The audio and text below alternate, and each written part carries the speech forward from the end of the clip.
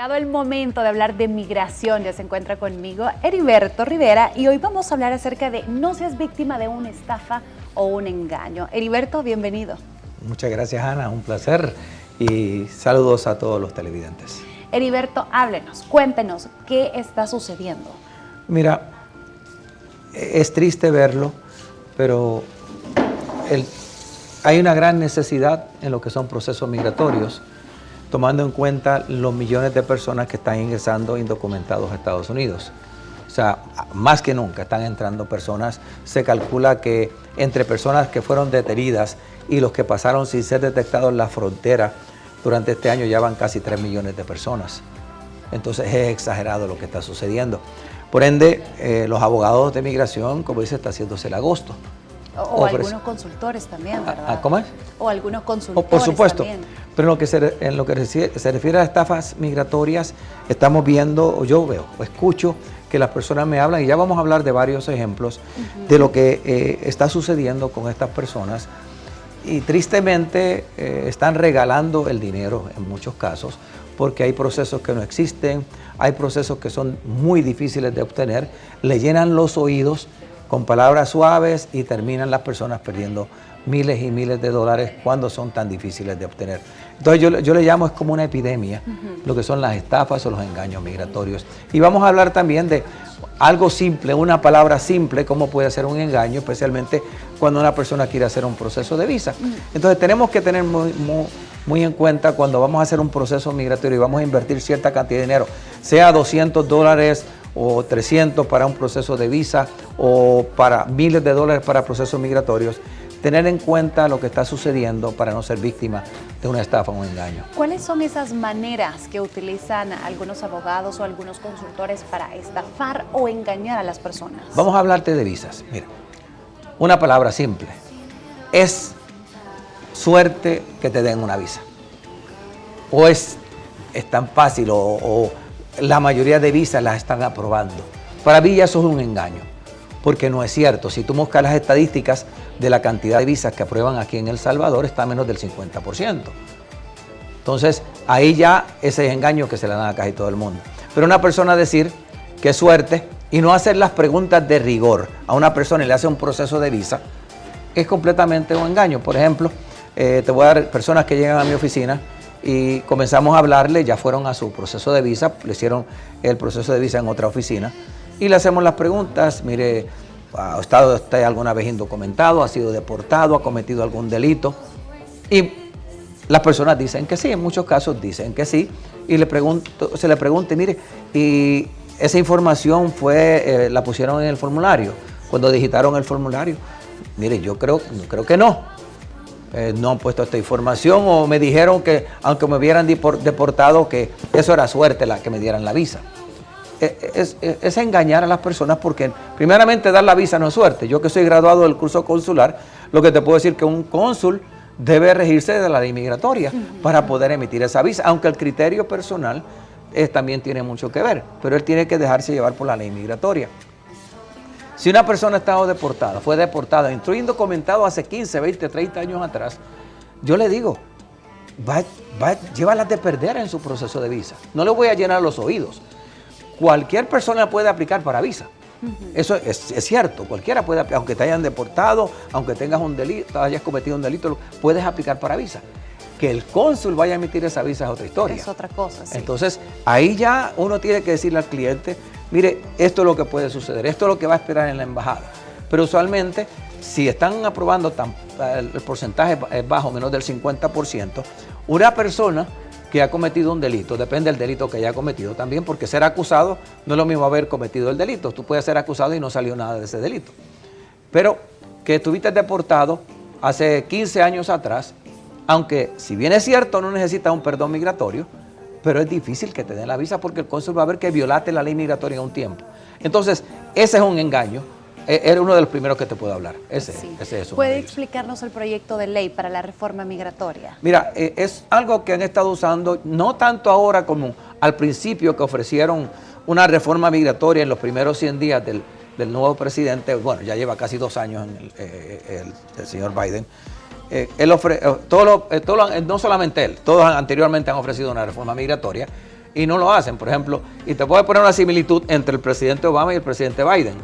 Cuando entraron al poder, los dos tenían el Senado, el Congreso y la presidencia.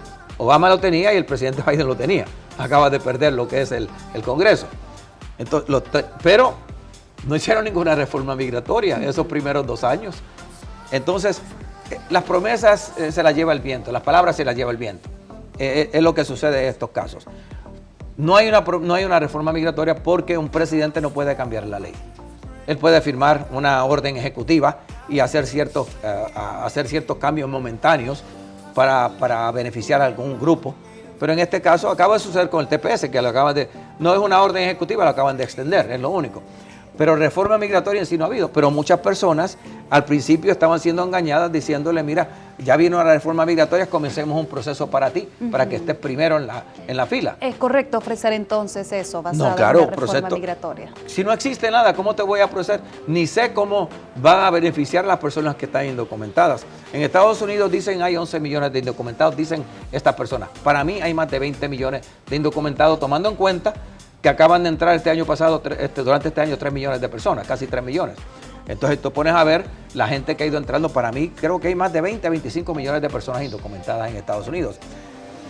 Eso requiere que las personas estén buscando procesos migratorios para calificar para algo.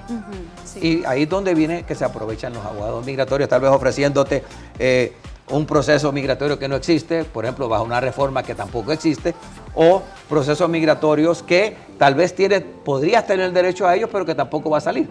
O te den información a medias para hacerte un proceso migratorio que tampoco vas a obtener ese beneficio. Y quiero hablar de varios ejemplos de eso.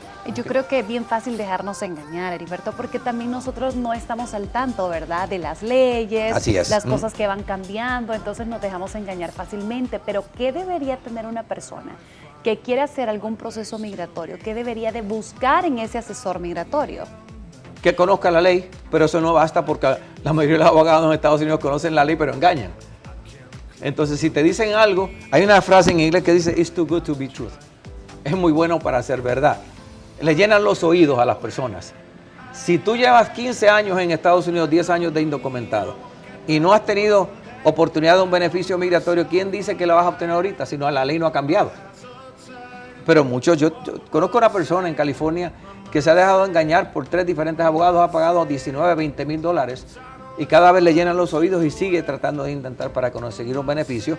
Y en una asesoría de gratis que yo le dije, mira, no sigas gastando dinero, tú no tienes un beneficio migratorio. No existe.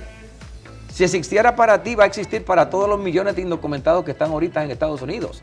Entonces, es triste ver cómo se dejan engañar. Pero están tratando de engañar ahorita a muchos de los que están entrando indocumentados, ofreciendo procesos de asilo. El asilo, si tú buscas las estadísticas, y estas estadísticas están en Google, ahí aparecen.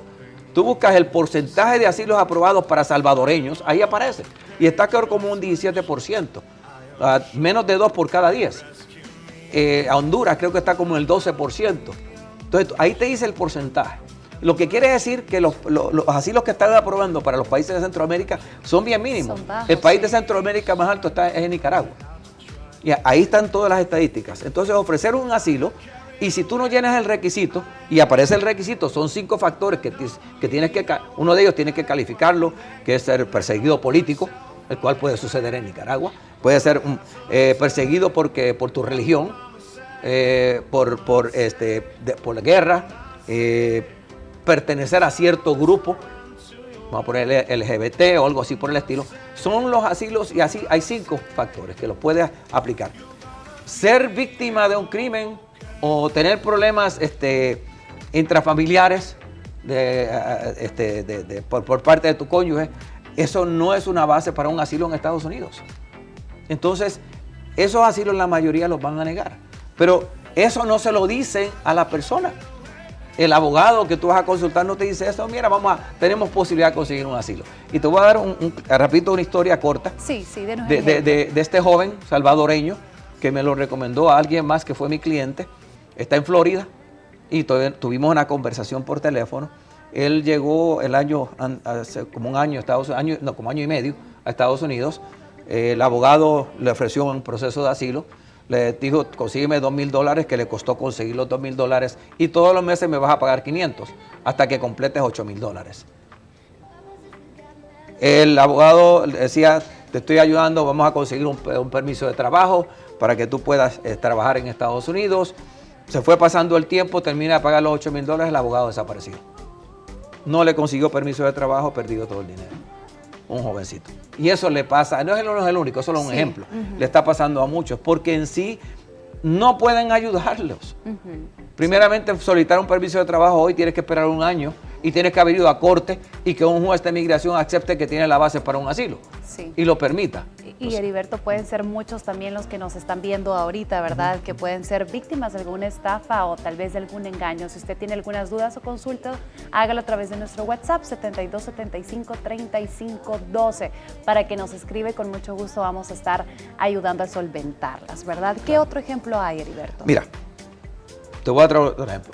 Una señora llega aquí a El Salvador, a la Embajada Americana. Hace como 15, 18 años había ingresado a Estados Unidos. Ella pasó la frontera, la detuvo migración y la deportó a México. Dijo que era mexicana. Cometió fraude, una deportación, porque la deportaron en la frontera. A la semana se ingresa nuevamente a Estados Unidos, no es detectada por migración y entró como Pedro por su casa, como dicen. Pasa los años en Estados Unidos, contrae matrimonio con un ciudadano americano, tienen 3 hijos y dicen, vamos a comenzar tu proceso migratorio. Hablan con un abogado, le explican todo lo que sucedió anteriormente, en detalle, y él le dice, no hay problema. Lo que sucedió en la frontera se llama throwback, te tiraron de regreso, eso no cuenta. Primera mentira, eso no es cierto, porque ella la deportaron en el puerto de entrada e ingresó nuevamente. Le hace un proceso migratorio que tenía derecho, esto es dar información a medias, tenía derecho a un proceso migratorio por ser cónyuge de un ciudadano. Entonces le comienza ese proceso y por su ilegalidad le podía hacer un proceso de perdón dentro de Estados Unidos. Entonces le aprueban el perdón, le dan una cita a presentarse en la Embajada Americana, llega a la sección consular y el cónsul le dice, lo siento mucho, tú no puedes irte a Estados Unidos, tienes que pasar 10 años en el país.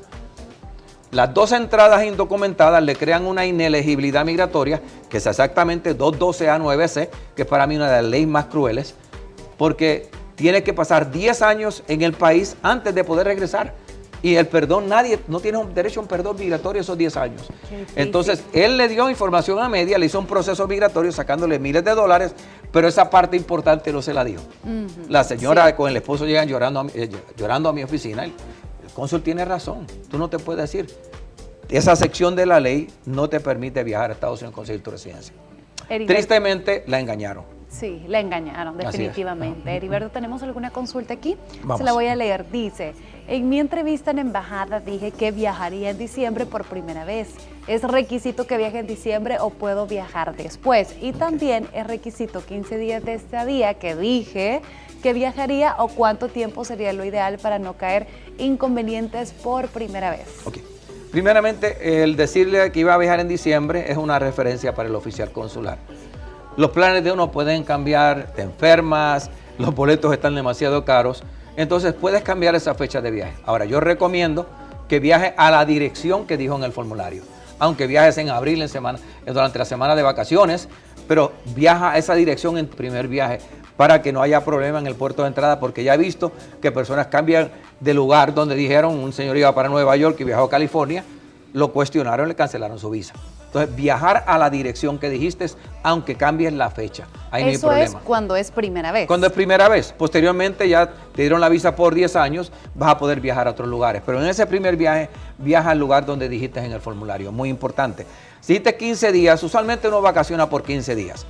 Puedes conseguir un boleto, a veces salen los boletos que chequeas 3 días después o una semana después, te sale $200 más barato. Puedes comprar un boleto por 20 días, por 3 semanas, no hay problema. Ahora, decir que te vas a ir por 2 meses, ahí yo no lo recomiendo tampoco. La visa es para vacacionar, ahí lo dice. Es una visa de turista o tal vez a veces de negocio porque es B1 o B2. Pero el quedarse mucho tiempo en Estados Unidos, especialmente en ese primer viaje, te puede causar problemas posteriores. Entonces, es mejor, yo recomiendo de vacaciones 30 días al año. No 30 días cada vez que vayas, cada vez que viajes, 30 días al año. Repartidos. Si viajas en diciembre, abril o agosto, 10, 12, Una 15 días cada semanita. viaje, que te acumulan 30, 40 días al año, pero el quedarte mucho tiempo en Estados Unidos va a ser contraproducente en tu siguiente viaje, porque el oficial de inmigración te puede detener y pasarte a inspección secundaria. Perfecto, Heriberto. Tenemos otra consulta. Si me deportaron y me castigaron 5 años y me casara con un ciudadano, ¿puedo conseguir papeles, sí o no? Claro que sí, puedes conseguir papeles, inclusive si no han pasado los 5 años, lo que necesitas es un perdón por la deportación. Pero después de 5 años ya no hace falta un perdón migratorio si solamente pasaste menos de 6 meses en Estados Unidos. Entonces, menos de un año, perdón. Entonces, él te casa con un ciudadano o con un residente, te puede peticionar. Si no han pasado 5 años, tienes derecho a un perdón. Y 212, si ya pasaron los 5 años, el perdón no es necesario, ya no hay inelegibilidad migratoria. Muy bien, Ok. perfecto. Muy bien, ahí teníamos algunas de las consultas. Heriberto, si una persona es víctima de estafa, ¿puede hacer algo al respecto o ni modo? Nos quedamos de brazos cruzados. Claro que sí, si tú eres víctima de una estafa, puedes reportarlo a las autoridades. Pues, las autoridades migratorias en Estados Unidos tienen una oficina, en este momento no tengo exactamente la página web de esa oficina, pero tiene una oficina donde se pueden reportar estas estafas. Tristemente, la gente no lo hace porque están indocumentados, creen que le va a causar más problemas. Entonces, por eso es que los abogados se salen con la suya.